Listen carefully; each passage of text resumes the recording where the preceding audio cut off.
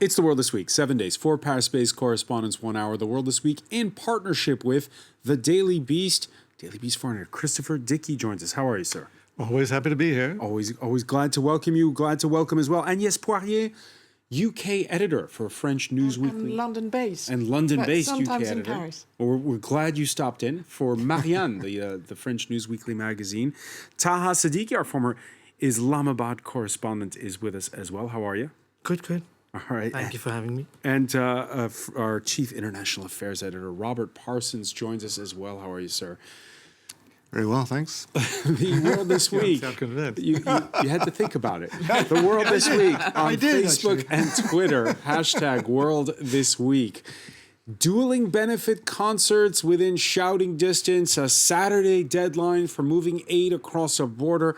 What could possibly go wrong? Richard Branson sponsoring a concert in the Colombian border town of Cúcuta to raise funds for humanitarian aid.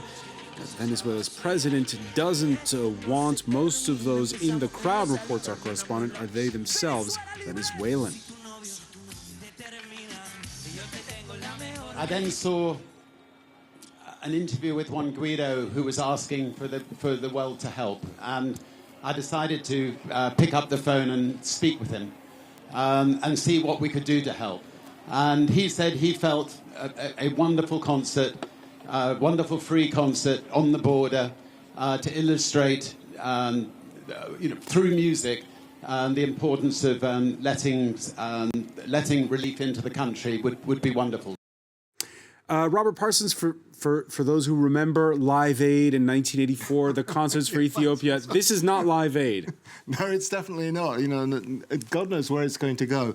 But they're talking about raising an awful lot of money. 250,000 people is the figure for the number of people they say they're trying to gather. I've no idea how many there are there, but you can see those images. It looks huge.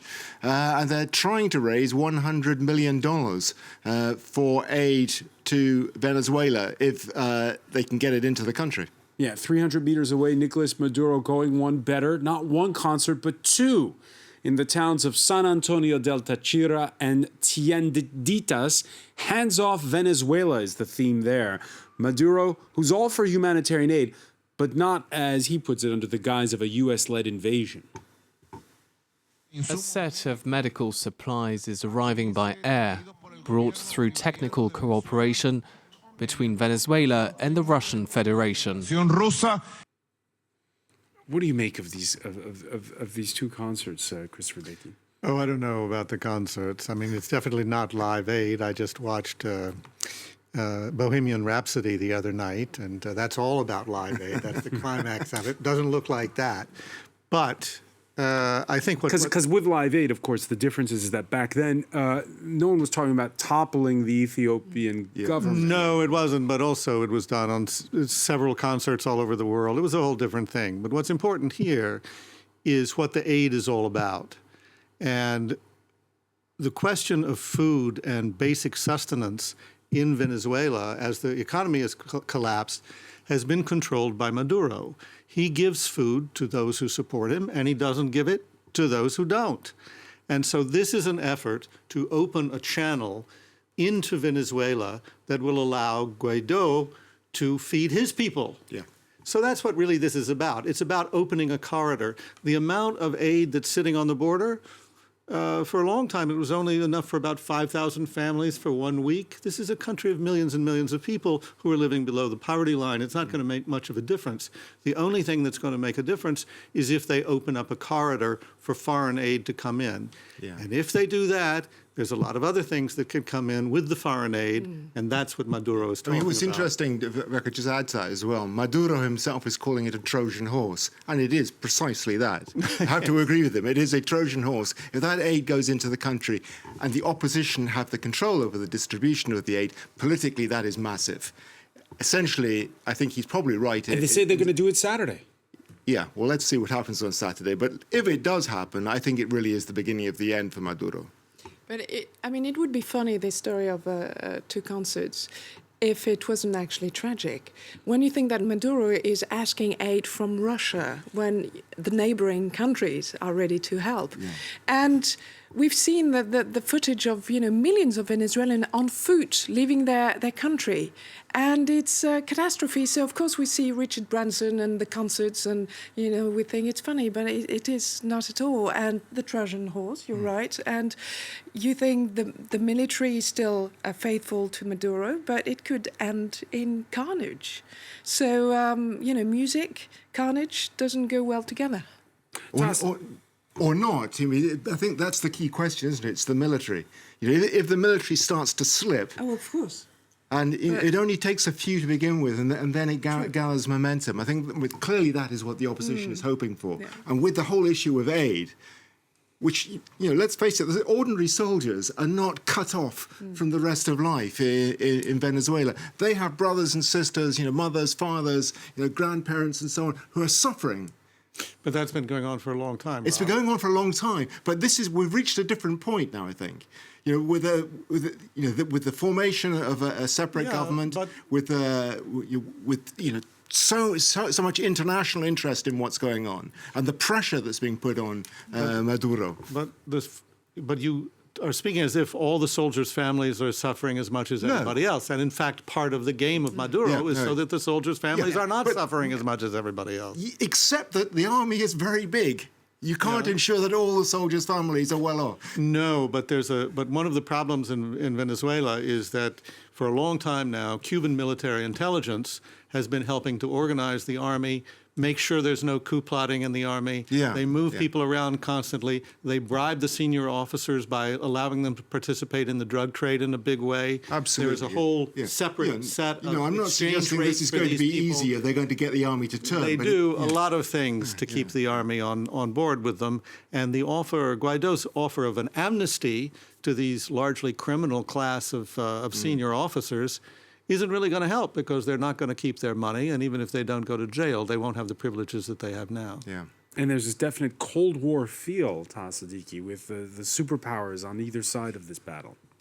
Oh, definitely. I mean, this is basically a proxy war that's being played out. A proxy war is Sort of. I mean, there's the U.S. Which is backing another group. Then there's Russia, which is backing the other group, and we've seen this happening before in the region. And so it's a continuation of what's been happening, and it's happening not just here. It's connected to the rest of the world. It's happening in multiple places, and I mean, there are people suffering. There's another. I was just reading up about some reports of violence at the border, even that have just come in. 2 killed this Friday at the border with Brazil. Yeah, so that's happening too. So I mean, this is just in line with what you're saying. The alignment of powers is almost exactly the same as it is in Syria. Yes. You have basically the United States and Europe poised on one side, and then you have Russia, Iran, and Iran. You have them poised on the other side. And Turkey. And Turkey. Yeah. But backing who? I mean, in Syria, backing Assad, and in Venezuela, backing Maduro. It's 35 days to go until the UK is due to leave the European Union, and some MPs, it seems, have had enough of waiting for a breakthrough. 3 pro-Remain Conservatives taking their seats in the House of Commons alongside the 8 Labour members of Parliament who've had enough of clamouring for a second referendum. From both sides, the accusation that their parties have been hijacked by the extremes. The right wing, the hardline anti-EU awkward squad that have destroyed every leader for the last 40 years are now running the Conservative Party from top to toe. They are the Conservative Party. Is that true, Agnès Poirier? Well, she's got a point. From top to tail, the hard Brexiters are running. She knows the party? about it. She just, left. It's been a momentous week in British politics, and finally somebody has opened the window and let some fresh air coming in, because it's been very stuffy, almost impossible to breathe in the last 2 years, I can tell you. And I have no idea whether it's going to be for the better, but I can tell you there's a moment of elation on everybody's part, really. And did you see their faces when they took their seats in the opposition on different benches? And, you know, they are former adversaries. And they were so happy. They looked so happy because they first got it off their chest. And what has been going on in the Labour Party with anti-Semitism, among other things, since 2015, since Jeremy Corbyn came to power, is quite something. Well, before we talk about the anti-Semitism, is it Britain's Macron moment where, you know, there's this sort of new force that comes out of the centre? No, I'm not sure. I mean, I don't think we should make those comparisons. They called themselves the independent group, which I don't think is very good labelling. Perhaps they wanted to be so vague in order to attract everyone from all sides. But something is happening that might disturb people who like stability, especially in the UK. But it will, you know, be a thing to rejoice for Democrats. And if you can see the level of hatred from Labour ranks, from Tory ranks, against those people, against those 11 magnificent 11, or these 11 dissidents anyway. It's very interesting on social networks that it's vile, but. Really? It's because something is happening, and because you can't, as they say, you can't do politics the way they've done it since the referendum. So it doesn't mean they're going to change things with Brexit, but now, you know, they've got more seats than the DUP, who's been a kingmaker or a queenmaker. So you know, something is happening. Robert Parsons. Because if we go over the order, first it was the Labour MPs who quit first earlier this week, and when that happened, people made the comparison in the early '80s. There was a breakaway from the Labour Party, the Social Democrats. It proved short-lived. Yeah, the British parliamentary system doesn't really work that well with sort of splinter groups. But then, when those Conservative MPs joined, did that change the equation? Well, look, I agree with what you were saying. I don't think it's the Macron moment in British politics, but certainly something is changing. And there's no doubt that Brexit is, one way or another, is going to fracture British politics. But we've not quite got to that moment yet. And it's not, at this point, I don't think it's clear how things are going to pan out. At the moment, we've got essentially what looks like a sort of one-issue agreement. The 8 Labour MPs, and there's one more split off today, but not joined the group.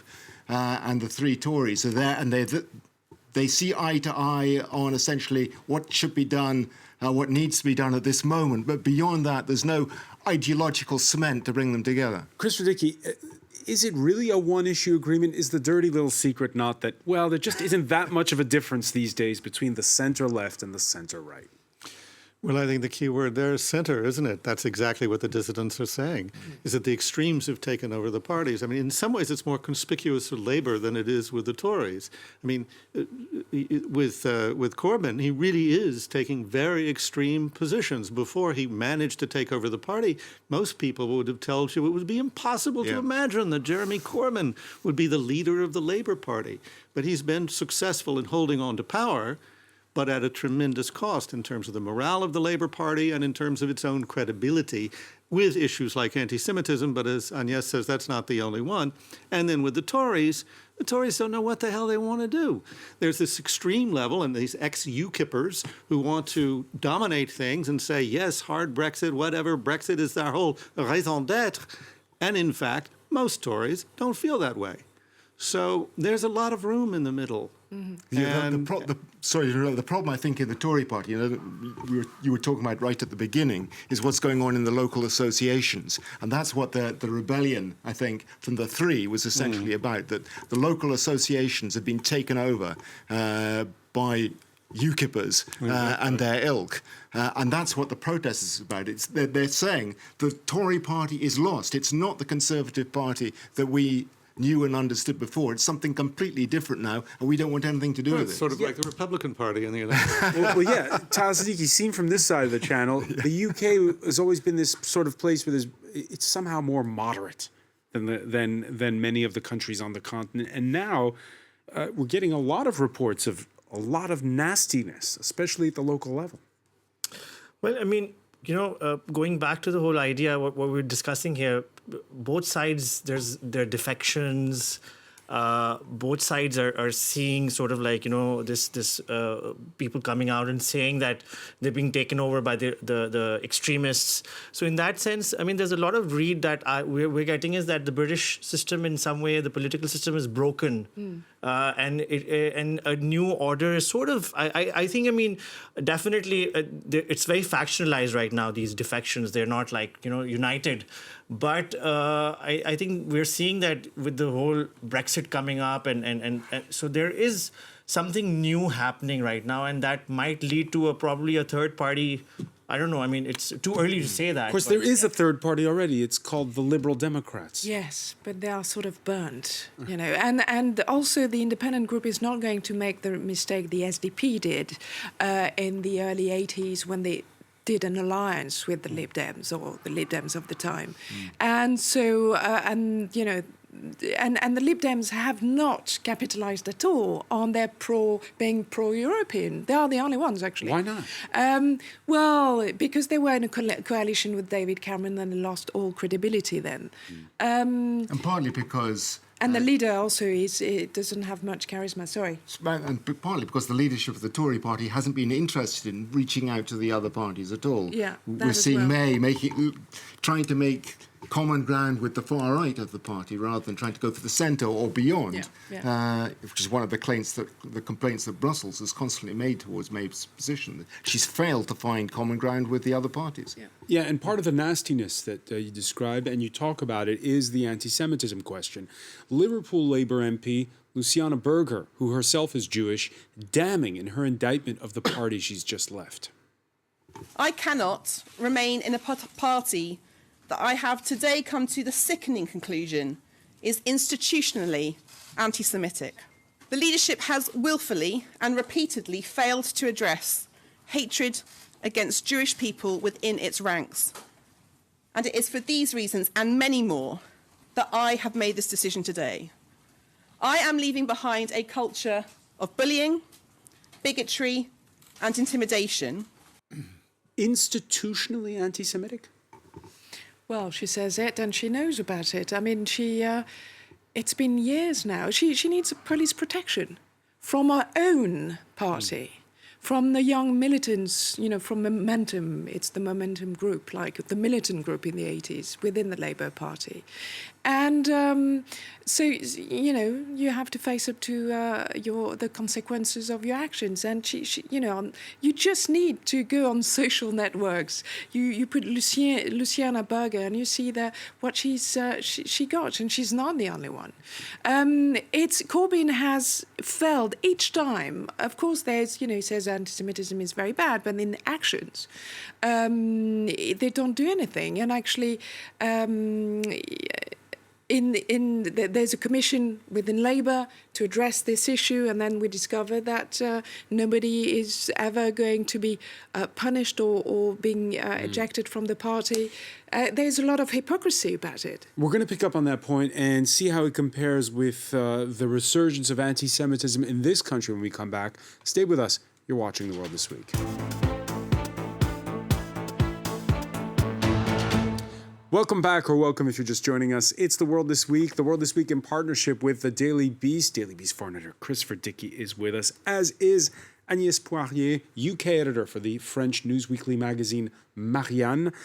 Former Islamabad correspondent for France 24, Taha Siddiqui, is with us as well, as is our chief international affairs editor, Robert Parsons. We were talking just before the break about the anti-Semitism that is felt inside of the Labour Party. France's backlash against anti-Semitism felt Tuesday night at rallies in several cities. In Paris's Place de la République, crowds gathered in the wake of recent anti-Semitic slurs heard at Yellow Vests rallies, conspiracy theories that have gained traction on social media, and a fresh spate of anti-Jewish graffiti in cemeteries. Christopher Dickey, your reaction to those images? Well, I think it's great, and it's about time. I mean, 25 years ago, there were when you first started to see a new wave of anti-Semitic activities with gravestones being overturned and that sort of thing, there was a huge public revulsion and people came out in the streets and there were these kinds of demonstrations. But over the last couple of decades, there's been a lot of anti-Semitic activity that didn't meet with that kind of reaction. People would say it was deplorable, but you didn't see this kind of outpouring of people. The reason I think you're seeing that now is for two reasons. First of all, people are fed up with anti-Semitism. They don't want it. They don't want it to come back. But they're also fed up with the Yellow Vest movement that's becoming identified with that kind of anti-Semitism. And they're just sick of it. And that is the kind of demonstration that you see in France when there are a lot of people who really care about something. And that's not what you see with the Yellow Vests. With the Yellow Vests, what you see is small demonstrations that get a lot of attention because they're very violent. That's what you've seen with the Yellow Vests again and again. And I think they were drawing, socially, they were drawing a line with that. Except you were mentioning the Carpentras, right? Mm-hmm. That's 29 years ago. I remember very well. I was 17. I was a student. And so a cemetery, Jewish cemetery being desecrated. In the south of France. We were hundreds of thousands of people in the streets. And the sad thing is that 29 years later, Place de la République, we were 10 times less. We were 20,000. It was wonderful to see that crowd. Yeah. But what happened in 29 years is that we are not shocked as we used to be. It's almost as if anti-Semitism has been trivialized. Why? Because the extreme right and extreme left being, you know, a source of anti-Semitism today, or anti-Zionism, as they would call it, have converged and have become, you know, ubiquitous. They are a force they are the only opposition really to Macron, and we almost got used to it, and that's really dangerous because, you know, we can always look at the figures. You know, an increase of 74% of anti-Semitic acts this year. Actually, if you look at 10 years, it's not such an increase. It's far too many. But what is worse is in the spirit, in the mind. We have got used to anti-Semitism, and it's awful. It's banalisé, huh? Taha Siddiqui. Yeah, I would just like to add that, you know, when we talk about the political system out there, but I mean, one of the biggest reasons why this is on the rise, I feel, is because what you were saying earlier was the social media aspect. And the way, I mean, mostly news is shared now between, you know, horizontal networks of Facebook, Twitter, where people are seeing this echo chamber. And because of that, it's increasing. And I mean, there's a lot of talk around this that I've been focusing and seeing on is how to control those kind of information networks which are promoting this. And that's why perhaps, you know, what 29 years ago, there was more support for it. Now there's this, and that needs to be really, I mean, these social media platforms are where this is coming from mainly. I feel so. It's not just in France, I should say, as well. Yeah. This is a phenomenon we've seen pretty much throughout Europe. In Germany, the rise in anti-Semitic acts has been considerably higher even than in France. And in Eastern Europe, Hungary in particular, we see very much the same sort of thing going on. Well, there's also a complicating factor when we talk about anti-Zionism and the way all that plays into it.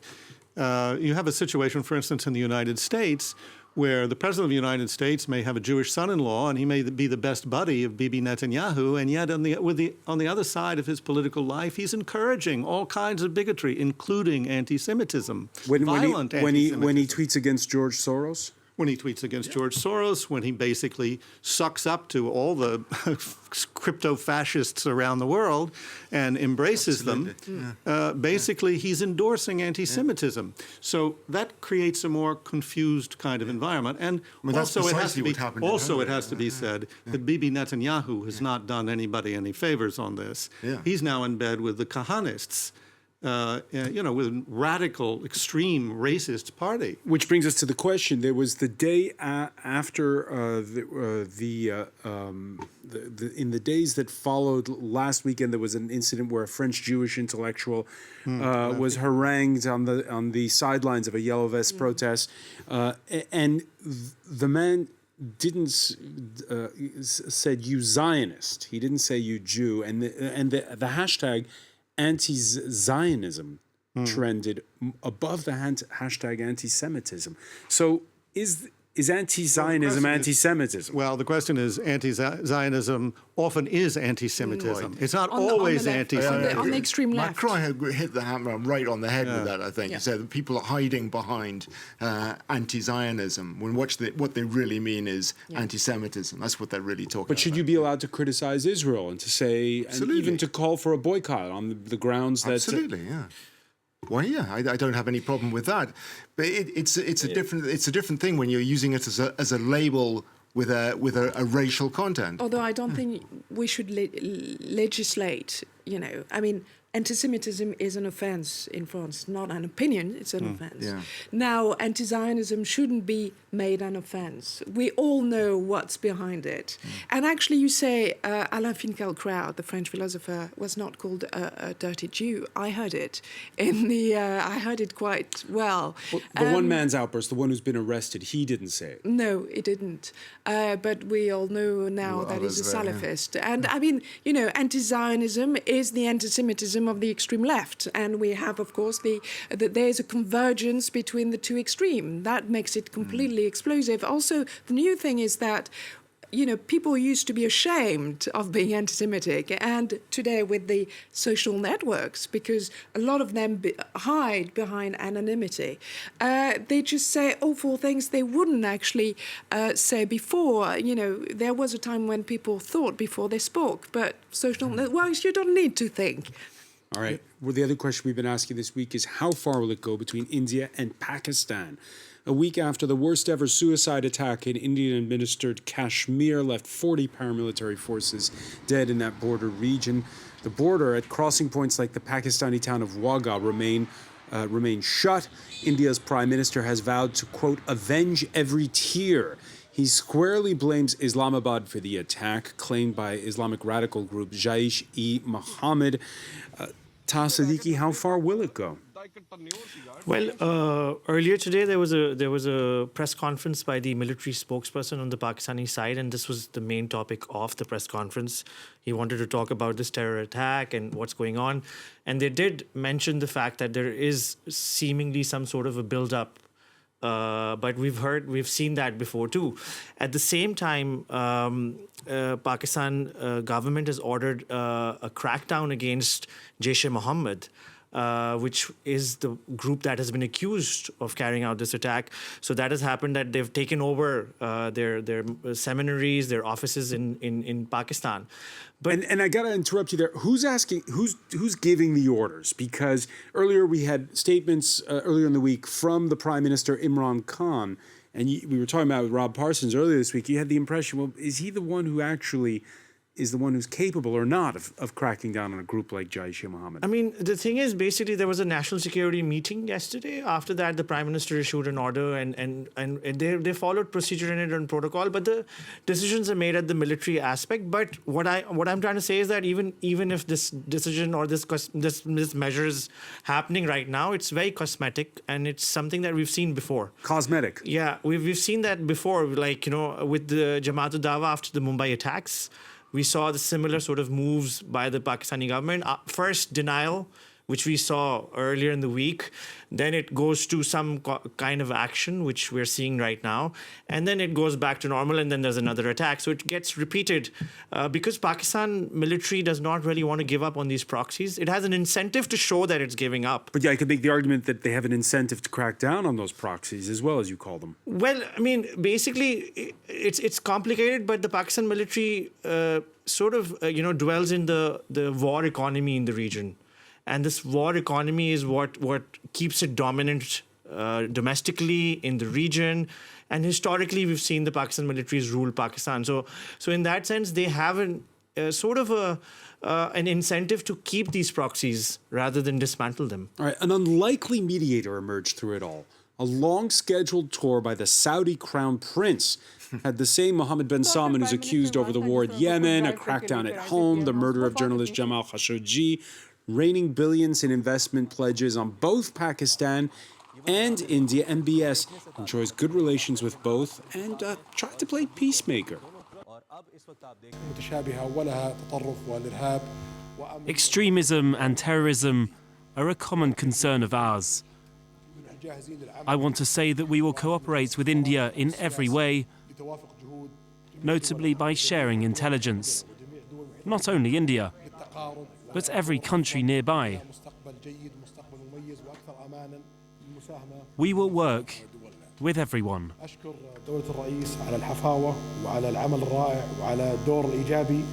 Extremism and terrorism is our common concern, he says, Christopher Dickey. You know, look, different world leaders, especially when they're in trouble one way or another, love to present themselves as peacemakers, people who are going to find a solution. He's not going to find any solution to India and Pakistan. He gets treated royally, as it were, while he's touring around, and he hands out lots and lots of money. And he hopes that the world will forget about bone saws and chopping up Jamal Khashoggi and disappearing his body and starting a war in Yemen and killing and starving hundreds of thousands, if not millions of people there, and so on and on and on. This was much more about Mohammed bin Salman trying to recover some kind of credible international reputation than it was about making peace between Pakistan and India. Yeah, I totally agree with that. You know, additionally, of course, Saudi Arabia would rather that there isn't a conflict between India and Pakistan. It would rather that India and Pakistan spent their money buying Saudi oil than fighting each other. There's that element to it too. But I think essentially this is Mohammed bin Salman trying to present a new image to the world, and this is a very convenient moment for him. And what's dangerous perhaps in all of this is the fact, Robert, that it's campaign time in India right now. Yeah, it's always dangerous when moments like these coincide with political concentration points, you know, for a country. We've seen with Modi in India that he's in the past he's tried to use politics in international affairs. You know, he's used quite strong language with Pakistan, threatening a crack on the jaw of Pakistan in the last 24 hours. Quite what he means by that, we don't really know at the moment. Does he mean a military crack on the jaw, or another suggestion that seems to be coming from India is diverting waters from Pakistan to starve Pakistani agriculture? Is that what he's planning? The problem is for him, I think he's put himself in a position now where he has to show that he's doing something, that he's not just an empty... With the water aspect, I mean, I was reading up on it, and we've seen this happening in 2016 and before also. I mean, India cannot really, they've threatened definitely, but India cannot divert the water because it does not have the capacity to store it. It'll flood its own side. So it's very rhetorical right now for Modi to say that. I mean, he has to pander to the locals because of the elections, of course. So he has to show some action. But last time around, when the Uri attack happened in 2016, they did a surgical strike, in which they claimed an exaggerated version of it. Quite how surgical. Yeah, it wasn't at the grand scale that they did say that, but there are reports that I have someone who also went and found out that they did cross over and they did take out jihadi camps on the other side on the line of control. And I wonder what your opinion is on this. The problem for Modi at the moment is he's talking himself up so much just before an election. One suspects he's got to do something. Of course, no, because, I mean, you know, he was right before this. I was talking to some Indian journalists also, and they're telling me right before this, there was a chance, you know, BJP and then with Congress, it was neck to neck. It was going with the elections. And I mean, BJP had lost a lot of reputation. So this is bringing him back into the game because he has to look stronger. But whether or not he will go through something, because, I mean, you know, it's very complicated between India and Pakistan. And we've seen the last, let's say 8, 9 years or 10 years, it's been a lot of rhetoric. But I mean, 2016, we saw that surgical strike. But on the other side, on Pakistan, the Pakistani military said nothing happened. And then they flew the journalists to a place and they said, look, nothing happened. And even though something happened somewhere else, but it's all, I mean, you know, it's also such a war of narratives on both sides. That's what I see it as. Part of the war playing out in how it's spun.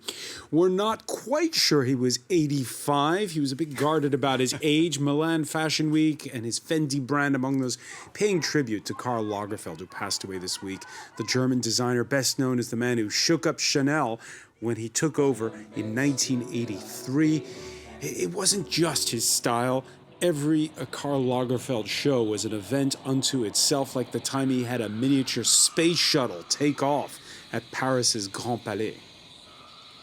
I cannot show old clothes in an old setting. That would be too much. Huh? The setting is something what is existing in France, but the clothes have to be clothes of today, with background of tradition, but with proportions of something new. Agnès Poirier, how will Karl Lagerfeld be remembered? I think as the last one of his kind, that is to say, it's really the end of a generation. You know, they had... He couldn't care less being judge. Apparently he never apologized, even when he should have. And he was an erudite. I mean, if you look at his book collections, his personal library, and he was so curious about the world. You know, he lived in the present. And there was nothing that didn't interest him. And you can see, and he never gave a dull interview. I mean, and also we all remember, as we just saw, his clipped, French with his German accent, and he was, was listening to a book sometimes with, collision of different time, and he was actually a creation. He was his best creation, and he was more than all the labels he created or represented. It was Karl Lagerfeld. Very often, although he was, of course, associated with Chanel, which he completely revived, it was, more than Chanel. Yeah, as Agnès was saying, he was a journalist's dream. He said Coco Chanel would have hated what I do. He said at one point, sweatpants are a sign of defeat. You lost control of your life, so you bought some sweatpants. I love that. That's why he was so great. I mean, he did give great interviews. He spoke very well, always with that German accent. He was a wonderfully eccentric, physically very eccentric. He always looked like nobody else quite looked. Yeah. And he designed beautiful clothes. He was a great, great designer. But I think Agnès is also right that, and my wife and I were talking about this, it really did feel like the passing of a whole generation, the end of a whole era when he died. All the great designers we might have talked about in the 70s and 80s, they're all basically gone now. And the only one who has that kind of stature probably and sort of overlapped with generations is Gautier. But for the rest, Yves Saint Laurent, all of the names we would have talked about in the old days, Givenchy, all of them, they're all gone. And the only one, at least for me, who's instantly recognizable. I found myself in Galignani on Rue Rivoli one day, and there he was standing next to me, and it's quite clearly him.